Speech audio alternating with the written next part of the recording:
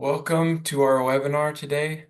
We're glad that you've decided to join us today, and we're glad to have you here. I'm excited to turn it over to Brian White. He's the Senior Director of our ITAM program management team here at Anglepoint. We're really grateful that he has taken the time to prepare and present this webinar for us. Without further ado, I guess what I'll do, we'll close the poll now. So last chance to answer that question, and then I'm going to pass it on to Brian. Perfect. Thank you very much, Braden. So yeah, if you just finish up that poll, that's great. So as Braden mentioned, I'm the senior director of ITAM program management at Anglepoint. So I look after all things tooling and also our program transformation and operations. So really bringing together those operational aspects of managing ITAM, as well as the tooling and technology sides, which increasingly we're seeing a demand for. So to kick this off, really, I'd like to introduce you to Sam. Now, Sam grabbed me in the hallway the other day. She's been in ITAM for 7 or 8 years. She's been trying to work out how to move forward. She's just made a business case for a tool. And actually, a few months into having that tool, she's starting to hit some problems. So we sat down and wondered what all of these problems were, where she was having issues, and broke them down into different sections that we're going to touch on in our webinar today. First of all, we talk about bridging a tool to value, but actually, are we thinking about what is value and what does value mean? Because it means different things for different people. And then we start to think about what do we own? So actually, we know we've got the information in there, but the reality is how can we get that into the tool and get that reporting effectively? We then have an overwhelming amount of data. So this can be from various different areas and to drive to different outputs, and actually making that data work for her and for her stakeholders has proven to be a real challenge that she's seeing.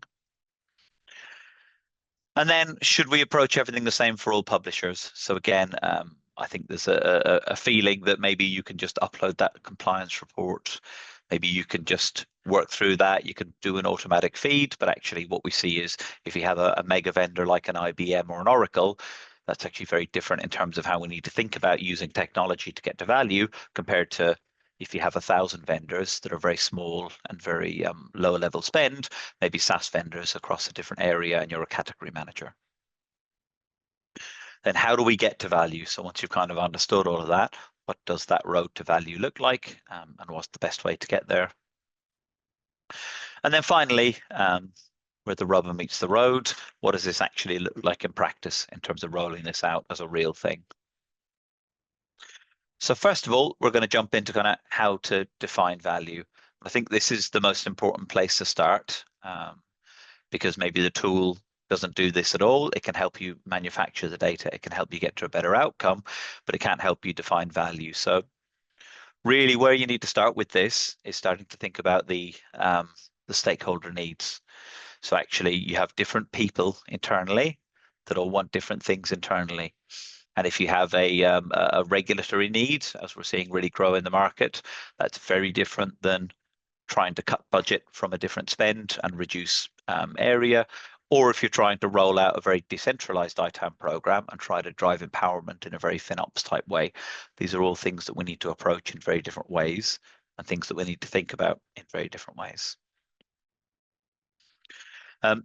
So what I'd like to do next is just really start to think about the different types of challenges that people are facing, because in order to overcome value, we need to understand our stakeholder, and we also need to understand that different tool provider. So I think we may just pause for a moment, Braden, that if you jump in as well, but really maybe if you guys just drop into the chat, really kind of what challenge are you seeing most from stakeholders that you're getting and having to overcome? And then secondly, I think kind of who you guys see as your most important stakeholder. It'd be just good to understand that, and then you can see each other's responses and start to share some ideas, because again, this is something we're seeing a big shift in, and very much a diversification over the course of the last number of months.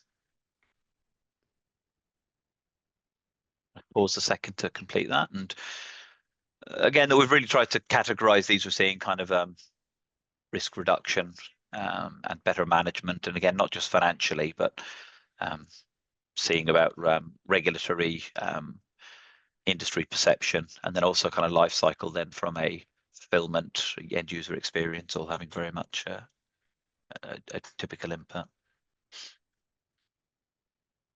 Let's give that a minute.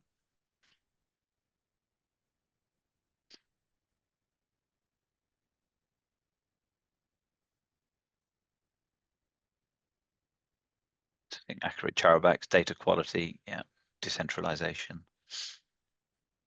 Like we've almost got everyone answered the poll there, so we'll go ahead and close that. Perfect. I'll bring Yeah, those results up for you, Brian.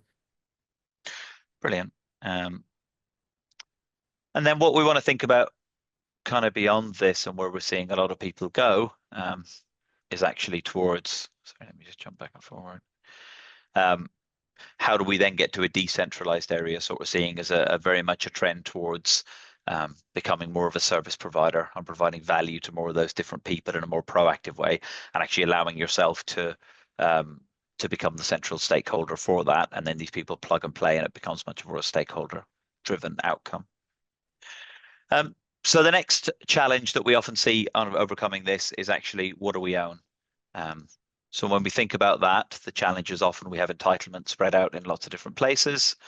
And then what we're seeing is you maybe have SAP systems, you have vendor portals, you have procurement, and actually you can start to think about how you gather all of that from these different areas. And it can often feel like reaching into all the different corners of the organization and getting that data normalized and controlled. And then you think about an agreement where maybe you're the end user entity, you've got lots of publishers, you've got lots of resellers, you're buying that through maybe different agreements, you've got cloud marketplaces, maybe you've made acquisitions, you've got SaaS vendors. And actually, even prior to the tool being effective, what we need to think about is how we normalize this data down and how we get that in a structured format so we can start to think about it. And this is kind of the main first operational step towards business value, is actually how we start to break down and structure the data. So all of these different areas are in a structured data set, and then you're tackling them all in a different way, because again, it's not as straightforward as taking an MLS report or taking a vendor report and actually unpicking all of these and then thinking about the expertise and the approach that you have to get that into your tool set. The next thing we think is obviously then how do we make the data work for us? So often it feels like you're walking a tightrope. Again, I think you guys absolutely match that in terms of the data quality, the decentralized asset information, the accurate chargebacks. Once you get your agents deployed, there's still a long way to actually driving value and driving effective reporting in the tool. And it can often feel a bit like you're kind of walking a tightrope in terms of managing that data and getting that pushed through. So what we now need to think about is that inventory data. And again, it sometimes feels like you're walking a road along making the chaos between the SCCM integrations, getting ServiceNow discovery working, maybe getting your Flexera or other tool sets out there and getting that reported. And then the other challenge is bringing that organizational data in. So actually you want cost centers, you want billing center information, you need joiners, leavers, movers information, and all of these things are impactful. So what we're seeing again in effective deployments is where the ITAM tool can often be an inventory source and actually be an area that feeds information in. And actually what you need is a broader platform that then brings more information in beyond this. So then you're thinking about things like your security tools for end of life information for regulatory needs, your organizational data, what are the approval lines in terms of different people that need to manage that? If you're trying to drive better self-service and empowerment out to different areas, how are we pulling that information in? So actually when a cost center raises an order, that's automatically tracking into your central data source. And then that's pulling from your ITAM tool as well, because without that contextual information, it's very difficult to bring that to life and to add more value to it. So really what we start to think about here is how we start to manufacture that data and get that to a higher value level. So first of all, we think about what's entitled. First of all, you've got a license and you can run that, but actually you then have a license over here that you need to deprovision because that's not being consumed or used. So here you need to cancel the contract. This one you have is not being used and you need to cancel that contract as well because you need to remove that. We then have a case here where you're not entitled to use something, so you don't own that license, but actually you are consuming it. It's installed on the end user device, and that's being actively used by a user. So we need to purchase this license, or we need to make a proactive decision to move that up here and remove that from the end user device, because actually we don't want to make that investment. Thinking about the next area then, if you've got something which is give me a second. What we want to get to a stage then is where you have things where you're entitled to use that. It's being consumed, so it's installed on that end user device, and that's being actively used by an organization. So again, this is the challenge that an ITAM tool can really bring the information on, but what you need to do is then marry up all of that information so that's then reporting correctly, so you can get to a stage where you actually have highly optimized entitlement to be able to manage that effectively. The next thing we sat down and talked to Sam about was actually how do they manage different publishers. We've got WinZip on one hand, which is very simple. And then on the other hand, we maybe have something very highly complex, like IBM. And really, I think the challenge here is kind of one size doesn't fit all. And this is a challenge that we see across the board a lot. And actually what you end up with is you have these highly enhanced vendors where you have you need a lot of manipulation, you may need in-house expertise. It often shifts a lot more to negotiation and actually how you manage that vendor from a non-technical perspective and managing it in the tool, but actually how do you manage the relationship with that vendor and what does that look like? You then maybe have a midsection of vendors where it's kind of good enough. Thinking here about potentially your Adobe's, maybe SaaS automated, we're seeing a huge step up in here. It can be tool driven. You maybe don't need as much expert analysis within that to get to an effective position. And then finally, long tail. So that's more kind of category management, procurement management. I have 100 vendors worth £3 million over the course of the next quarter. How do I know when the renewal is? What does that look like? How do I get the right information to the right person? And how do I actually start to structure that information in the right way? So this again is a maturity that we're seeing, whereas historically 99% of the discussion would have been very much at that enhanced stage. Organizations now want to get much richer data. So it's not just Microsoft, it's not just a small number of vendors that are being managed in the platform, but actually you've got good enough management across the board, tiering down to them. And again, thinking of that kind of category management procurement level, it's much more around renewal dates, contract visibility, and automating as much as you can. And again, we're seeing more of that with kind of automated SaaS connectors coming from vendors and that maturing. So we've got the data in, we've been through a data normalization phase and we're feeding the data with the structure, with the correct information. We're then maybe pulling some of that effective data out of the ITAM tool and pushing that into our organizational and budgetary systems. It's all in there. What do we do next and how do we get to value? So I think where we kind of revisit on this basis is coming back to this stakeholder review. So are we dealing with the CEO that wants to get OpEx down? Are we dealing with that chief technology officer that wants to improve chargeback, as mentioned in the chat there? Or are we just hiding under cover for our next software audit that we really don't want to come along, but we need to make sure that that's not happening? So what we need to think about here is becoming very customer centric against our users, and how are we getting the right information to the right people at the right time? Because if one of those things is incorrect and you've got the wrong information to the right person, or you're giving renewal information to your Adobe vendor manager a month after they've just placed a big renewal, that's no good to anyone. And likewise, if you're giving that Adobe report to a VMware category manager, that's also not useful information. So if we just take a few examples here, really, Chief Procurement Officer, I need to negotiate from a position of knowing, not guessing what we need. So really the process that we go through is to build their view of that dashboard. And if you're in a mainline ITAM tool, what we can do is actually create custom dashboards and views, or we can create a data feed out of that ITAM tool to actually feed into their systems to give that information in their route in terms of what that looks like. So this person is going to want very different things than red numbers on an ELP. They're going to want to know the dates, the spend, the management, the leverage maybe happening in industry and what that pack looks like ahead of that renewal. And again, if they're looking after 1,000 vendors, that's going to be very different than if they're looking after 2.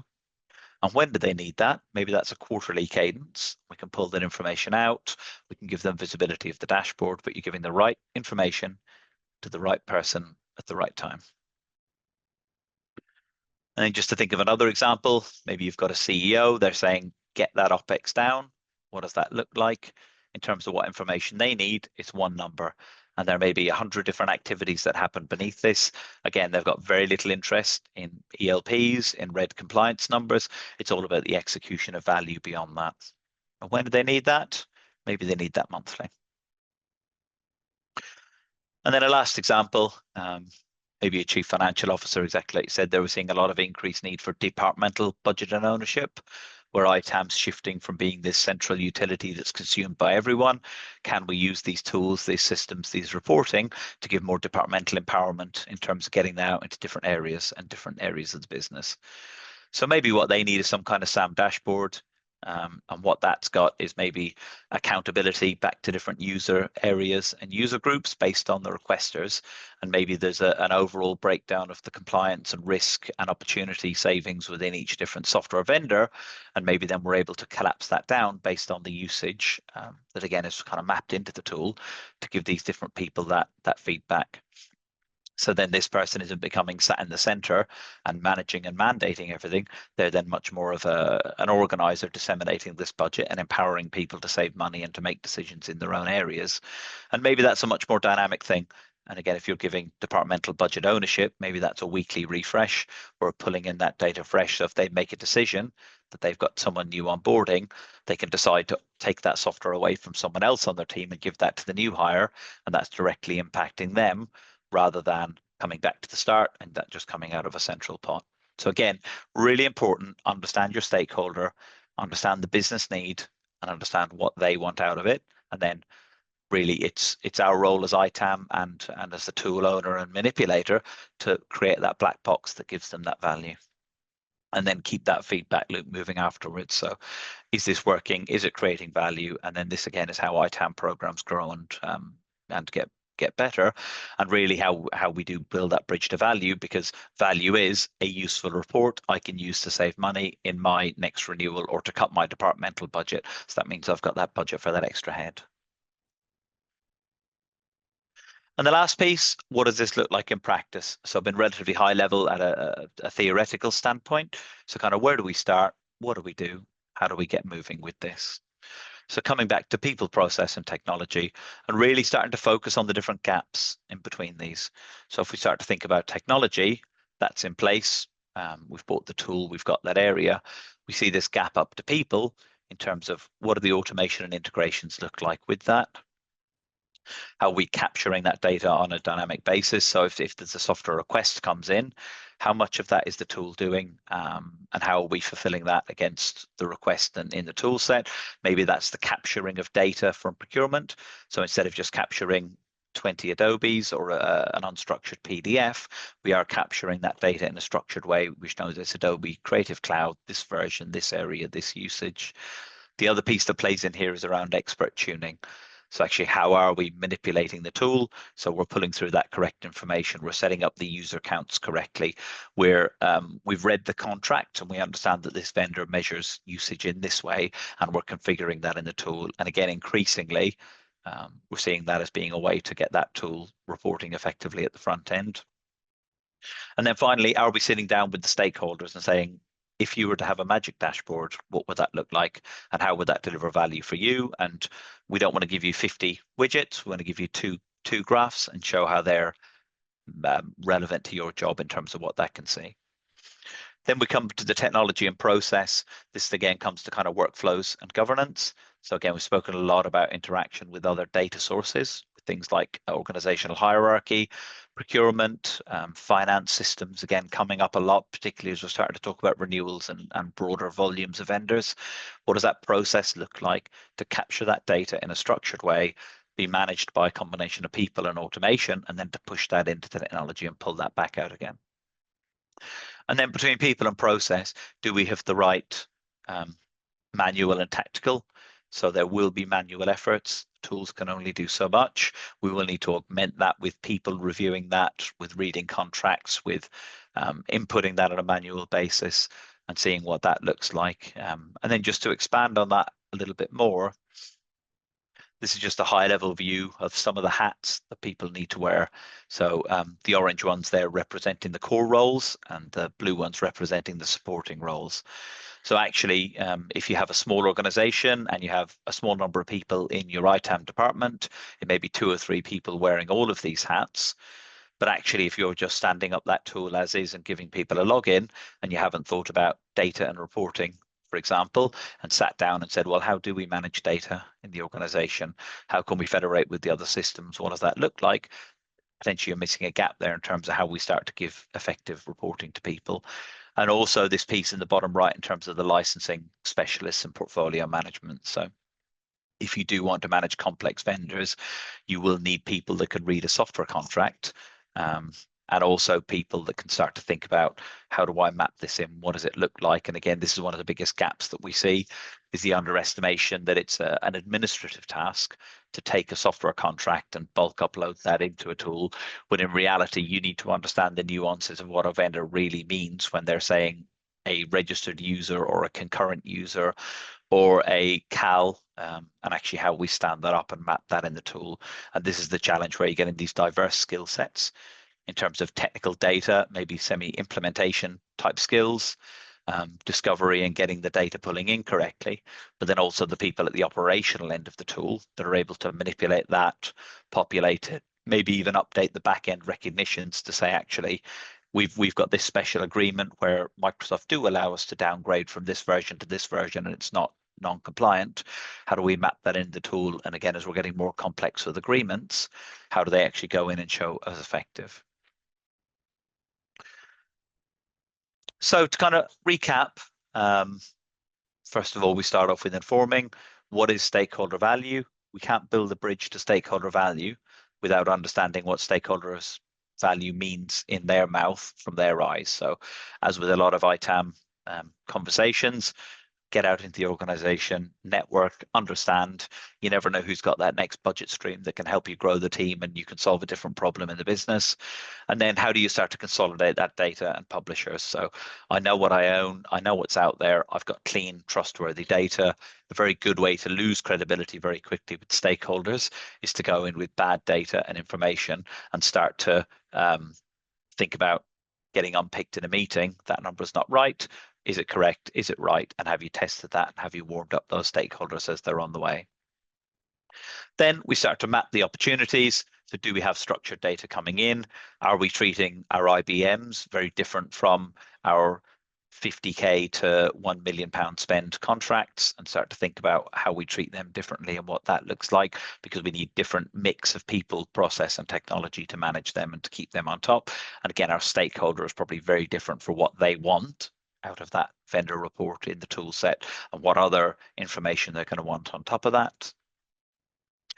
And then finally into operate. So how do we drive that right people, information and time? And we start to really self-serve that value to get value to people and get value to our stakeholders.